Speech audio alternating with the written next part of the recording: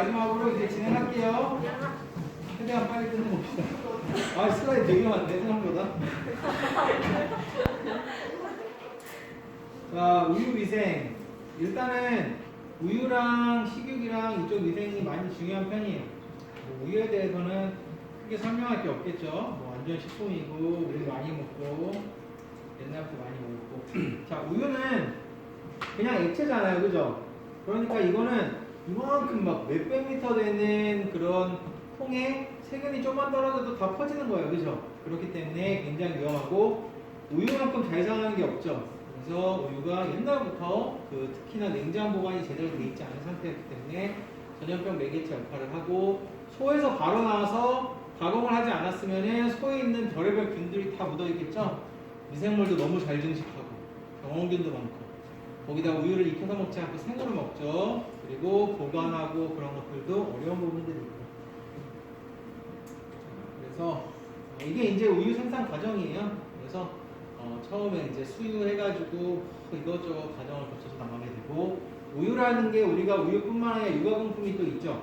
버터도 만들고 치즈도 만들고 별의별 것도 만들잖아요.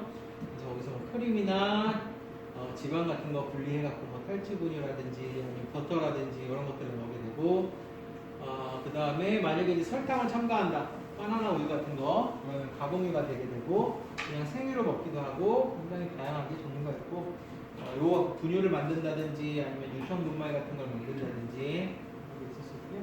그래서 유가공품이 굉장히 기본적으로 종류가 많고 우유가 완전 식품에 가서 뭐 단백질도 많고 지방도 많고 사실은 근데 우유가 포화지방도 되게 많아요. 그래서 저지방 우유를 먹는 이유가 포화지방이 많으니까 살이 찌고 이제 그럴 수 있기도 해요. 그런 부분도 있고. 그래서 우유 단백질은 보통 파제인이라는 단백질이랑 유청 단백질로 일반적으로 이렇게 나눠집니다.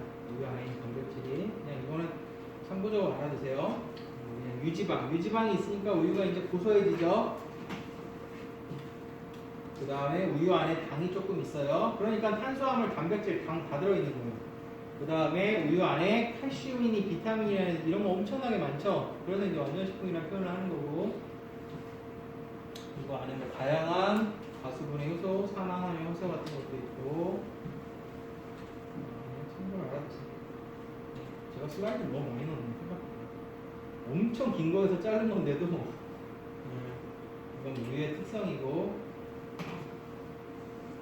자, 우리가 이제 소위 초유라고 하는 게 있죠. 초유라고 하는 거는 동물이 이제 딱 낳자마자 그 어미가 주는 젖이에요. 사람은 초유를 안 먹어도 관계 없는 건 아니지만 생존하는데 크게 무리가 없어요. 근데 동물 같은 경우는 그 초유에 면역물질이 다 포함이 되어 있습니다. 그래서 여러분들 혹시 집에서 농장하시거나 이러면은 강아지 키우는 집도 마찬가지예요. 만약에 여러분들 분양 같은 거 하거나 아니면 집에서 브리딩 같은 거 한다 그러면은 초유를 안 먹으면은 이 강아지는 살 확률이 확 줄어들어요. 그래서 태어나고 나서 몇 시간 내로 반드시 어미의 젖을 섭취를 해야 되죠. 동물은 이게 이제 사람이랑 다른 거겠는데 그래서 뭐 초유 이것도 이제 사실 생리적인 이상이요, 연미우유, 점조유인데 이거는 그냥 생리적으로 이렇게 생길 수 있는 그런 우유라고 보시면 되고 병적 이상류는 보통 이 우유가 제일 걱정되는 게 유방염에 걸린 소에서 나오는 우유입니다. 그래서 소가 유방염에 걸리게 되면은 그 안에 있는 유방 안에 있는 유선이라든지 이런 것들도 오염이 되죠. 거기 뭐 황색 포도당구균도 대표적으로 그 유방염을 일으키거든요. 얘네들이 여드름만 일으키고 식중독, 김밥에 식중독만 일으키는 게 아니라 몸에 다 있으면서 일종의 이걸 기회감염이라고 불러요. 몸의 균형이 딱 깨지게 되면 거기 들어가서 증식하는 거예요. 다시 말해서 유방 쪽도 마찬가지로 소의 유방에서도 어떤 생리적인 균형이 깨지게 되면은 그 안에 들어가서 막 증식하게 되면서 유방염 같은 것들이 일으킵니다. 그래서 이런 세균들이 들어있는 우유를 먹으면 당연히 사람이 식중독에 걸리는 거죠. 그래서 뭐 원유 중에 다양한 미생물이 일단 있을 수 있고 저온성 세균도 있을 수 있어요. 아까 말씀드렸듯이 뭐 리스테리아라든지 그런 것도 있을 수 있고 자 그래서 원유는 그대로 마시면 안 되고 일반적으로 가공을 다 하게 되죠. 그래서 그 유방염에 걸렸다든지 아니면은 유방염에 걸리지 않았더라도 사람이 우유를 보통 어떻게 하죠? 손으로 짜죠. 기계를 착유하는 데가 많지만 뭐 손으로 한다든지 아니면 기계 하고 나서 세척하고 이런 것들도 다 사람 손이 간단 말이에요. 그런 과정에서 오염되는 경우가 굉장히 많고 뭐 착유 중에 착유기라든지 착유 후에 뭐 이렇게 기구라든지 이런 것들 통해서 오염될 수 있고 미생물에 의해서 우유가 이제 변화가 되면은 산패, 가스 생성, 단백질 등 전조 다양한 원인이 있습니다. 자, 젖소에서 오는 병원균으로 우리 이제 결핵이라든지 브루셀라 배울 때 뭐라 그랬죠? 우유 먹고 감염될 수 있다 그랬죠. 환자도 마찬가지고 그리고 아까 말씀드렸듯이 뭐 살모넬라라든지 그리고 스트레프토코커스 그다음에 포도상구균이 황색 포도상구균이요. 그리고 캠필로박터 같은 경우도 닭에 제일 많긴 하지만 우유를 통해서도 감염될 수 있습니다.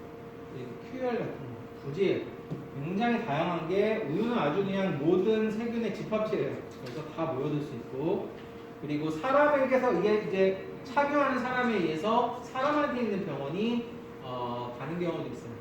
원형 결핵균. 장티푸스는 이게 살모넬라의 일종인데 사람만 걸리는 살모넬라.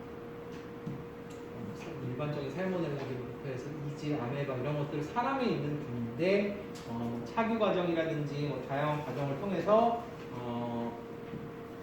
동물을 거쳐서 다른 사람에 갈 수도 있고 그 다음에 뭐 건초, 사료, 퇴비 이런 데 있는 뭐 지저분한 것들이 묻어 있다가 될 수도 있고요.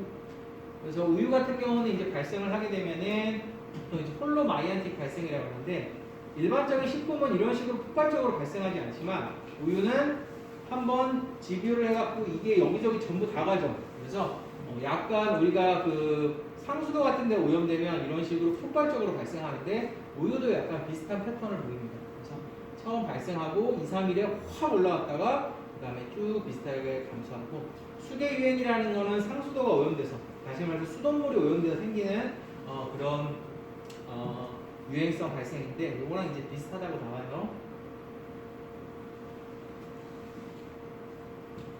자, 우유는 이제 미생물 말고도 아까 말씀드렸듯이 뭐 항생물질, 농약, 중금속 다양하게 들어갈 수 있고 이것도 식육과 마찬가지로 검사가 다 가능하고요. 기본적으로 젖소도 건강해야 되고 착유하는 것도 깨끗하고 건강해야 되고 그 다음 유방염이라든지 이런 것들도 제대로 관리가 돼야 되고 착유하는 사람도 절차를 지켜서 잘 착유해야 되고 그 착유기도 이 착유기가 계속 소를 돌아가면서 쓴단 말이에요. 그러면은 당연히 그런 감염 같은 것도 방지하기 위해서 깨끗하게 소독이 되는 거죠. 그래서 뭐 살균이나 세척 어떻게 해야 돼요? 이런 내용들이 좀 나와있고. 자, 우유의 살균 방법은 한 3가지 정도가 있어요. 그래서 LT라는 게 뭐냐면은 여기서 나온 L은 로우예요, 로우. 낮다는 거. H는 하이예요, 높다는 거. U는 울트라 하이라는 거예요, 울트라 하이. 그래서 로우 템퍼레처로 한다는 거고, 이건 하이 템퍼레처로 하는 거고, 로우 템퍼레처 그리고 LT 롱타임 하는 거고, 숏타임 하는 거고, 이거는 울트라 템퍼레처로 갖다가 되게 짧은 시간에 하는 거예요. 그래서 살균이랑 멸균의 차이는 아포까지 죽일 수 있냐 없냐 뭐 이런 거라고 말씀드렸잖아요. 그래서 살균은 한 60도 정도에서 굉장히 30분 정도. 이거 저온 살균이라고 그러는데 로우 템퍼레처니까 저온 살균 뭐 없앤다고 그랬죠? 기억나세요? Q열. 그죠? Q열 없애기 위해서 하는 거고 그 다음에 나온 게 이제 하이 템퍼레처로 하는데 요새 나오는 대부분의 우유는 여러분들 그 뭐 서울우유니 매일우유니 남해우유니 보면은 대부분 UHT 공법을 씁니다. 굉장히 높은 120도 되는 온도를 갖다가 그냥 몇 초 정도 딱 씌워줘서 살균을 하는 방법을 써요. 거의 이제 멸균을 하는 방법을 사용하고 있습니다. 자, 우리나라 요거를 좀 알아두세요. 우리나라 원유 어떤 식으로 관리가 되냐면 우리나라 보면 1등급 원유로 만들었습니다 이런 얘기 많죠. 그거는 다 마케팅이에요. 우리나라 우유는 거의 다 1등급입니다. 여러분들이 1등급이 아닌 우유를 마실 일이 거의 없다고 보시면 돼요. 근데 왜 이렇게 1등급이라고 자꾸 얘기를 하느냐. 어차피 다 너네도 1등급, 다른 회사도 1등급이에요. 그냥 마케팅이에요. 자, 1등급이냐 2등급이냐를 어떻게 구분하냐면은 우유 안에 있는 세균수랑 체세포수로 갖다가 보통 측정을 하게 됩니다. 그래서 세균수가 뭐 3만 이하다 그러면은 1A 등급, 뭐 3만에서 10만이다 1B 등급, 체세포수도 20만 이하다. 그러면은 뭐 1등. 그러니까 그 안에 있는 세균수랑 체세포라는 거는 소에서 떨어져 나온 그 세포죠. 그래서 그 수를 이제 세 가지고 검사를 하게 되고, 세균수는 말 그대로 원유를 섭취하는 집유 과정이 얼마나 위생적인지 나타내는 지표로서 세균수가 적을수록 등급이 높고, 체세포 수는 일반적으로 체세포가 언제 떨어져 나오냐면 유방염 같은 게 걸려가지고 그 안에 있는 조직이 헐거워지거나 하면 떨어져 나와요. 그래서 체세포 수가 많다는 거는 유방염 같은 거에 걸렸을 확률이 높다는 거예요. 그래서 세균수랑 체세포 수를 통해서 등급수를 정하게 됩니다. 자, 그래서 뭐 검사 항목이 되게 많아요. 우유도. 그래서 뭐 원유 위생 검사하고, 뭐 집유 전에 검사하고, 이거 갖고 와서 실험실에서 검사하고, 그 다음 농가에서 또 집유할 때 또 검사하고 이런 식으로. 그 다음에 농가의 시설에 대한 시설 위생 검사하고. 이것들은 좀 복잡한 내용이니까 한번 읽어보세요. 그래서 우유도 사실 검사 항목이 되게 많습니다. 그래서 뭐 세균수랑 체세포수랑 1, 2등급 정하고, 그 다음에 냄새부터 시작해서 그 다음에 뭐 진해 검사니, 뭐 알코올 시험 적합 검사니, 이런 것들이 가공기준 및 성분 규격에 그냥 법령처럼 검사법이 쫙 나와 있어요. 그래서 그런 방법대로 실험실에서 이제 검사를 하기도 합니다. 네, 여기 나와 있죠. 권능 검사, 비중, 유지방 측정, 진해 시험, TTC 시험, 이런 건 이제 항생제 내성 같은 거 보기하는 거고, 포스파타제 시험, 세균수, 체세포수.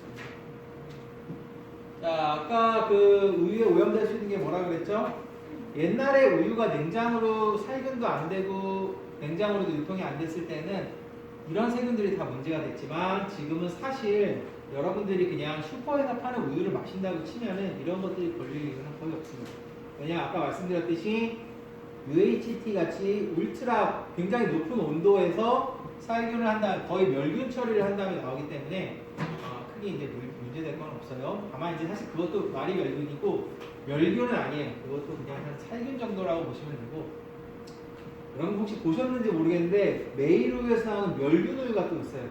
그거는 진짜 제대로 멸균이 돼서 상온에서 보존이 가능해요. 상온에서도 보존이 가능하고. 자, 그러면은 그렇게 멸균하는 게 좋은데 왜 온도를 갖다 낮게도 하고 그렇게 할까요? 그냥 완전 되게 높은 온도에서 가열시켜갖고 팔면은 세균도 없고 안전할 텐데. 우유가 온도를 높이거나 장시간 그렇게 살균을 하게 되면은 맛이 없어요.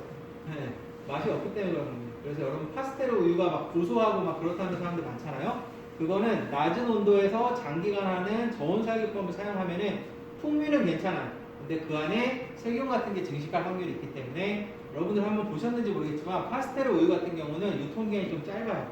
그리고 메일 우유에서 나온 뭐 멸균 우유 이런 거는 상온에서 보존도 가능하고, 그 다음에 유통기한도 굉장히 길지만 맛은 조금 더 떨어지겠죠. 자, 그 다음에 원유에도 그 우유에도 다양한 종류의 뭐 원충이라든지 기생충 같은 것들이 살 수 있고, 뭐 노로바이러스니 헤파타이티스 A니 이런 그 식중독 바이러스 같은 것도 볼 수 있고요. 헤파타이티스 A는 이거 식중독 일으키는 바이러스 중에 하나예요. 옛날에 그 박명수였나 누가 이제 걸려가지고 입원하고 그랬던 것 같은데, A형관이 그랬던 것 같은데. 오염원, 주 오염원은 그 소 자체가 이제 걸렸을 수도 있고, 아까 말씀드렸듯이 착유 과정이라든지 그런 것 때문에 걸릴 수도 있고, 그 다음 우유도 처음에 이제 집유가 돼서 그 다음에 트럭 타고 이제 탱크로리 같은 거 타고 이제 날아가죠. 그 다음에 여기저기 다 분배되고, 그런 과정에서 다 오염이 될 수가 있다. 병원균이 없는 원유를 생산할 수 없다. 그렇기 때문에 우리나라 우유는 법적으로 원유를 마시면 안 돼요. 다 살균 처리가 되게 돼야 됩니다. 그래서 우리나라에 나오는 슈퍼에서 이건 원유에서 나온 겁니다. 그럼 그건 불법이에요. 무조건 살균 처리를 거쳐야 합니다. 다만 농장에 가면은 이게 몸에 좋은 거라고 원유를 주는 경우가 가끔 있다고 해요. 절대 받아먹지 마세요. 자, 육아공품은 종류가 되게 많죠. 아이스크림 같은 것도 이제 사실은 다 육아공품이고, 그 안에 들어있는 우유 함량에 따라서 여러분들 막 바나나 우유 같은 거 먹어도 그 안에 원유 함량 이런 게 다르죠. 그런 거에 따라서 식품이 딱 종류가 막 달라져요. 아이스크림도 있고 빙과류도 있고. 우리나라 이 식품법이 너무너무 복잡해갖고 이게 어딜 따라한 거냐면, 우리나라 식품법이 보통 일본 거를 많이 따라했어요. 그래서 어패류 위생은 그냥 간단하게만 넘어갈게요. 크게 중요한 게 없으니까 어폐류까지 할 일은 거의 없죠 우리가. 그냥 한번 읽어보세요.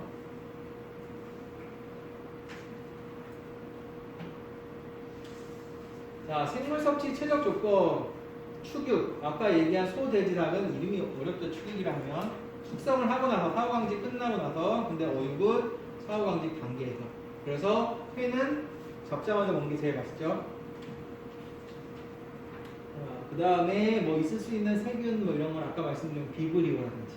그 다음에 이제 이 물고기 쪽에서는 에어로모나스가 좀 유명한 애가 있습니다. 에어로모나스라든지 이런 것들이 있을 수 있고, 부패 과정에서 이 물고기 같은 경우는 여러분 생선이 상하면은 고기랑 비교도 안 되죠. 냄새가 장난이 아니죠. 굉장히 안 좋은 그런 휘발성 그런 물질부터 해갖고 별의별 세균 같은 것들이 자라게 되면서 악취를 이제 풍기게 되는 거죠.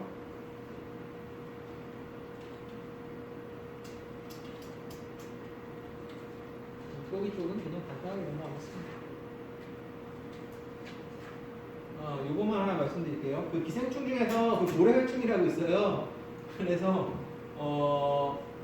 혹시 이제 보셨는지 모르겠어요. 블로그 같은 데 보면은 그 뭐 토레포구에서 잡아갖고 물고기 보니까 고래혈충이 막 득실득실 하더라 막 이런 것들 해갖고 막 블로그 유튜브도 막 찍고 막 그런 것들도 좀 꼭 보고 그랬었는데, 그래서 그냥 생선은 대부분 가지고 있어요. 여러분들 이제 그 물고기 보면은 제 생각에는 10중 8구 기생충을 다 가지고 있어요. 그 특히 갈치 같은 것도 이렇게 딱 보면은 알 같은 데 보면은 사례는 없는데, 이건 근데 갈치 먹는 사람들 싫어하실 수 있는데, 알 같은 데 보면은 그 기생충 같은 게 이렇게 실처럼 막 돼 있는 게 되게 많아요. 저는 알을 안 먹거든요. 살만 먹고. 그래서 물고기 같은 경우는 이제 기생충에 오염된 경우가 많고, 보통 이제 바다 물고기 하면은 제일 유명한 게 고래혈충이에요. 먹으면은 뭐 큰일 난다는데, 큰일 나는 게 아니라 이렇게 뭐 질병을 일으킬 수 있다는데, 일반적으로 뭐 크게 문제되는 건 아닌 것 같고, 송어류의 광절 12조충이라 그래서 이렇게 생긴 건 이제 테이프엄이라 그래서 테이프처럼 이렇게 길쭉하게 이제 생긴 물고기들이 그 기생충이 있는데, 이건 좀 되게 좀 과장된 애죠. 이렇게까지는 안 자라겠죠. 송어에서 이런 애 있을 수 있고.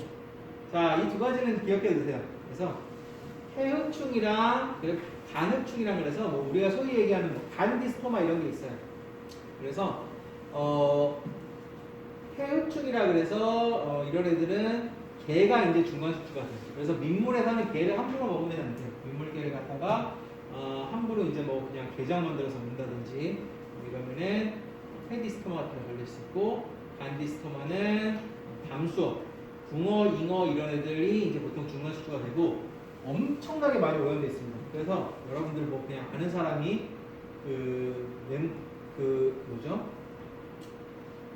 근처 하천에서 뭐 투망 던져갖고 물고기 잡아갖고 초장 찍어 먹죠.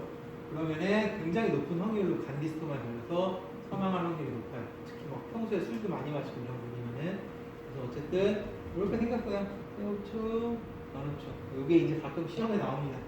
페디스토마가 이제 어떤 게 이제 중간 숙주인지, 이렇게 간디스토마, 요거는 잉어나 뭐 흑자루나 뭐 이런 물고기 같은 것들이 중간 숙주가 됩니다. 그 다음에 이제 요코가 흡충이라 그래서 은어라든지 병어 같은 데서 걸리는 것도 있고.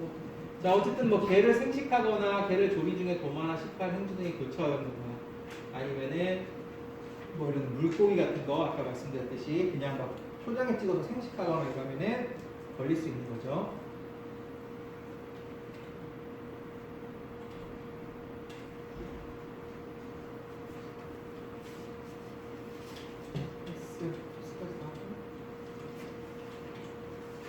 네, 마지막으로 이제 헬스에 대해서 설명을 드릴게요. 자, 아까 말씀드렸듯이 이제 지금 나오는 식품이 다 farm to table이라 그래서 농장부터 식탁까지 안전하게 다 돼야 됩니다.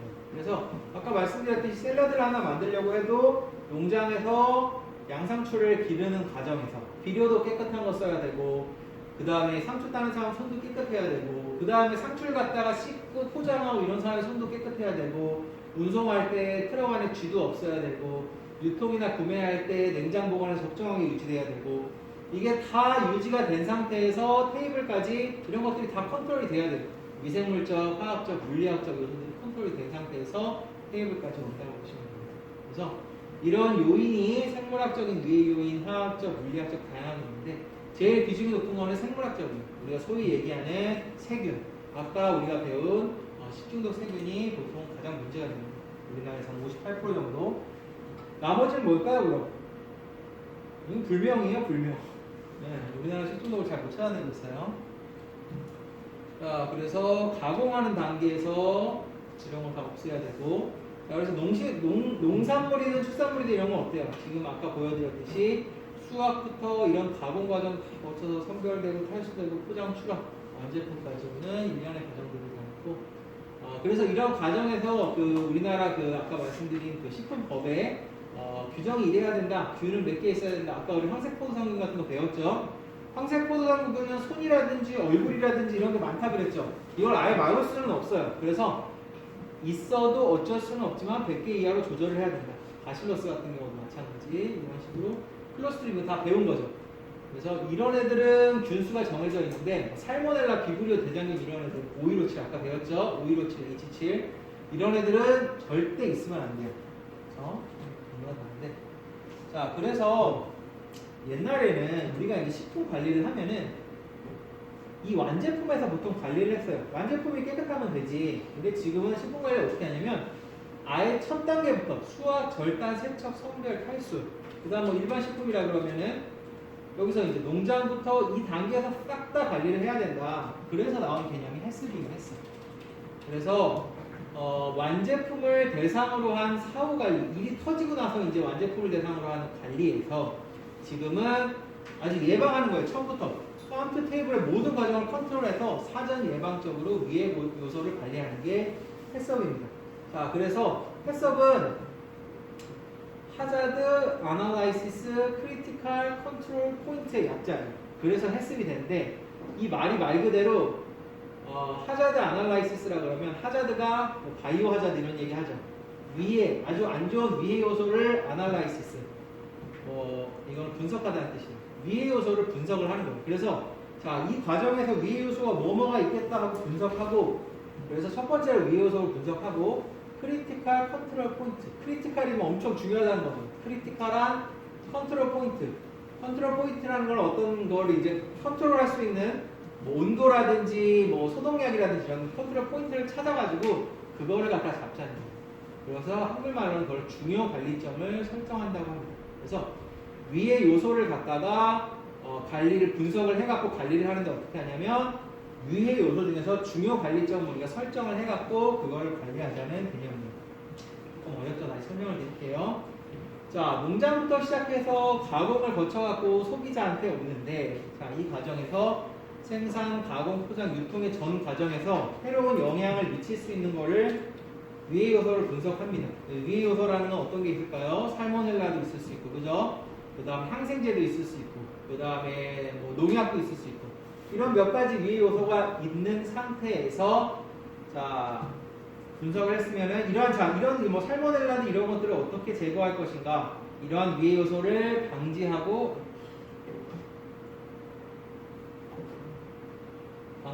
제거하거나 안전성을 확보할 수 있는 단계에서 중요 관리점을 이제 설정해가지고 자 보니까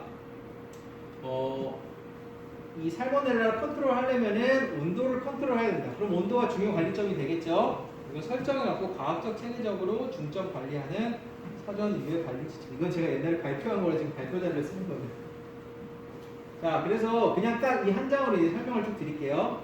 닭을 도개를 할 때 닭을 갖다가 아까 말씀드렸듯이 털 뽑고, 그죠? 일단 죽인 다음에 사실은 이제 과정이 되게 많지만 여기다 걸어요. 그냥 딱 걸면 이렇게 쭉 갑니다. 이렇게. 그 다음에 뜨끈뜨끈한 물에 넣어요. 뜨끈뜨끈한 물에 넣으면은 피부가 그냥 멀렁멀렁해지면서 털 뽑기가 쉬워요. 닭의 털을 다 뽑아요. 그 다음에 발을 다 잘라내고, 그 다음 안에 있는 내장을 빼내고, 그 다음에 물로 씻어줘요. 물로 씻어준 다음에 칠링이라는 게 뭐냐면은 갑자기 찬물에 확 넣어요. 닭을. 그러면은 그 안에 있는 세균이 깜짝 놀라서 죽어버려요. 그게 칠링 과정이라고 해요. 그래서 세척이랑 칠링까지 하면 세균도 없어지죠. 그 다음 이제 배달돼서 이게 이마트로 와가지고 우리가 먹는 거죠. 자, 그러면은 자꾸 보니까 닭에서 살모넬라 사건이 터져갖고 내가 이걸 컨트롤 해야 될 것 같아. 그래서 이제 닭의 해습을 하는 겁니다. 이제 해습 전문가들이 닭 공장에 딱 가갖고 이제부터 분석을 하는 거예요. 자, 일단은 위해 요소가 뭐가 있을까 닭에서 뭐가 위험한지 이제 분석을 하는 거예요. 보니까 닭이니까 살모넬라, 캠필로박터, 뭐 잔류항생제가 있을 수도 있고, 뭐 건초, 털, 플라스틱 같은 게 있을 수도 있다. 그 중에서 보통은 한두 개를 좀 중점적으로 더 이제 분석을 하는 편입니다. 가령 이제 살모넬라가 딱 찍혔다. 야, 너를 이제 무조건 줄여야겠다. 그러면은 위해 요소를 분석하는 데 있어서 이제 얘가 이제 위험하다고 치면 이게 언제 유입이 되는지, 언제 막 퍼지는지 이런 것들을 한단 말이에요. 자, 그러면은 생닭으로 들어왔을 때 닭의 장에 있으니까 일단은 유입이 될 때고, 그 다음에 내장 제거한다 그랬죠. 자, 살모넬라가 닭의 내장에 있다가 내장을 갖다가 딱 뽑아내는 순간에 안에 있는 내장 내용물이 근육으로 확 튀면서 살모넬라가 퍼지는 거예요. 그죠? 그러니까 분석을 해보니까 내장을 제거할 때 많이 생기더라. 그래서 이제 유해 요소 분석은 끝났어요. 살모넬라가 문제고 내장 제거하는 거를 좀 관리를 해줘야겠네. 자, 그러면은 아까 말한 이제 하자드 아날라이시스 HA가 끝난 거고 CCP를 하게 됩니다. 그래서 중점 관리 요소를 이제 딱 지정을 하는 거예요. 자, 이제 살모넬라를 무조건 잡아야 된다. 어떻게 잡을 거냐? 첫 번째로 세척할 때 살모넬라 이제 다른 데서 어차피 여기서 이제 내장이 퍼지면서 오염이 돼버리니까 우리가 살모넬라를 여기를 중점 관리 요소로 잡고 여기서 관리를 하자. 세척이랑 칠링하는 과정에서 살모넬라를 잡아야겠다. 그래서 세척을 할 때 여기서 무조건 잡아야 되고 칠링을 하면 세균이 놀아서 죽는다 그랬죠. 칠링할 때 살모넬라를 잡아야겠다. 중점 관리 요소가 세척이랑 칠링이 된 거예요. 자, 그럼 여기서 그 리밋을 설정을 합니다. 그래서 세척을 할 때 세척하는 소독액은 무조건 염소액 100ppm짜리를 사용하는 겁니다. 그래야지 살모넬라가 죽는다. 그 다음에 칠링은 아까 찬물에 담그는 거랬죠. 2도씨 이하의 물에 최소한 20분 이상 담가야 살모넬라가 죽는다. 그래서 중점 관리 요소를 설정을 했으면은 요거대로 하니까 이제 살모넬라 컨트롤이 되는 거예요. 그래서 위해 요소를 분석하고 세균 같은 걸 죽이는 중점 관리 요소 같은 거를 설정을 해갖고 잡는 과정이 간단하게, 아주 간단하게 얘기하면 이게 해습입니다. 간단하게 얘기할 수 없는 부분이라서 이게 간단하게 얘기하면 그래도 여기 마지막 슬라이드예요. 그래서 해습이 보통은 7원칙 12절차라고 돼 있어요. 절차는 1부터 10이고 요 5단계는 준비 단계고 요 7단계가 이제 그 해습 본격적인 해습이에요. 하기 전에 이제 팀을 구성해갖고 해습은 이제 분석하는 팀이 딱 와요. 그 다음에 이제 제품 설명서라든지 이런 것들 작성하고 용도 확인하고 그 다음 공정이라는 게 항상 흐름이 있어요. 지금 봤듯이 도계장에서 내가 해습을 하겠다 그러면 다 이 흐름이 있잖아요. 그래서 공정 흐름 작성하고 뭐 현장 같은 데도 가보고 자 이제 하자드 아날라이시스 본격적으로 하는 거예요. 위해 요소가 뭐가 있고 자 그럼 아까 말씀드렸듯이 세척이랑 칠링할 때 잡아야 된다. 자 그 다음에 CCP 그러니까 한계 기준을 설정하는 거예요. 아까 말씀드렸듯이 온도는 몇 도로 해야 되고 그 다음에 소독액은 100ppm으로 그 염소를 써야 되고 그 다음에 칠링할 때는 뭐 20분 이상 2도씨 미만에서 담가야 된다. 그런 한계 기준 설정을 하고 그 다음에 이제 모니터링 체계를 확인을 합니다. 그래서 그러면 내가 이게 온도가 이거 뭐 그 수돗물의 농도가 100ppm인지 소독약의 농도가 100ppm인지 그 다음에 온도가 20도씨인지 시간이 2분인지 10분인지 이런 것들을 어떻게 모니터링 할 거냐 누가 와서 그런 거 다 체크할 거냐 이런 것들도 다 확립을 하고 그 다음에 이제 문제가 있으면은 개선 조치 어떤 식으로 이런 식으로 했을 때도 살모넬라 발생되거나 아니면 이 체계가 무너졌을 때 어떤 식으로 개선 조치할 건가 그다음 검증 절차랑 방법 수립하고 나머지는 이걸 다 기록해 뒀다가 언제든지 문제가 생기면은 이제 소위 트러블 슈팅이라고 그러죠. 그래서 이제 그런 것들에 대해서 매뉴얼 보고 해결할 수 있도록 합니다. 고생하셨고 다음 시간에는 말씀드린 대로 실습을 하도록 할게요. 네. 승현 학생 말고 또 늦게 온 학생 있어요? 없죠? 네, 수고하셨습니다.